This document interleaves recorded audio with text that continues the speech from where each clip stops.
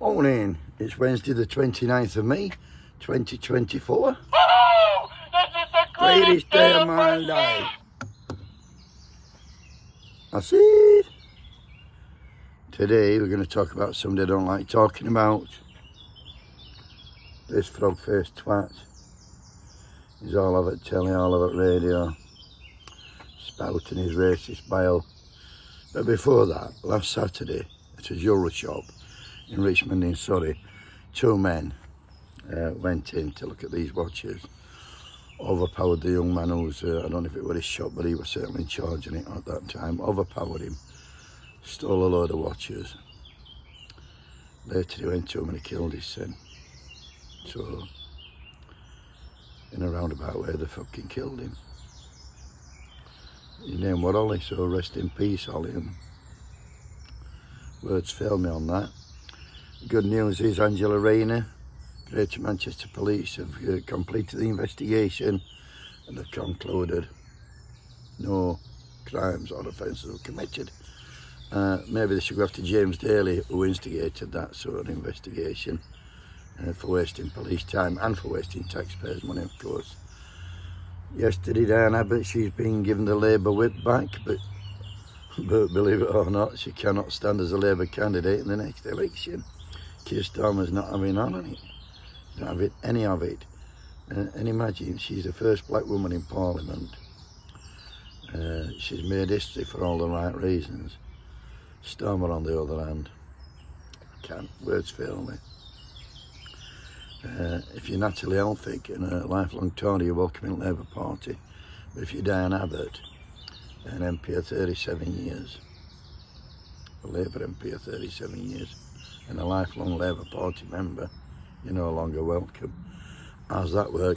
But getting on to this lad, Farage, for some unknown reason, he's on telly and radio all the time.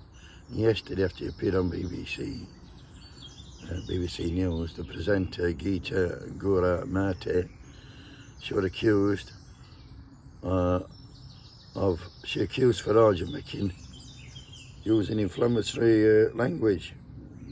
It's customary in inflammatory language, and they've been up in arms about that, saying she's broken impartiality rules, blah de blah de blah, and she later had to apologise to him.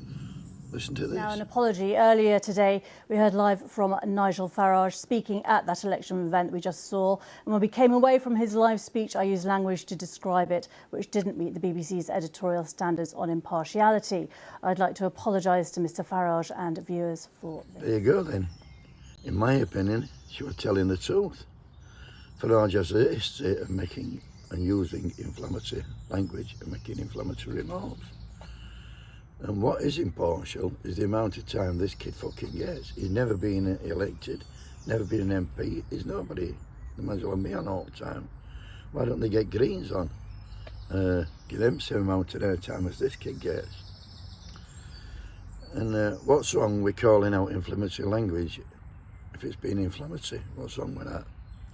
Farage is neither an MP or a candidate in the next election. He's a bloke with a loud mouth who has made a career out of making inflammatory remarks. And it shouldn't even be on our screens. I smuggled that today. Gone for megaphone off camera, mask, no dodgy Dave, no naked bodies. And certainly we don't want any Nigel Farage. Fucking stop the boat, stop this twat, that's what I said. Keep him off fucking telly. Wakey, wakey. I've not turned it on again. Wakey, wakey.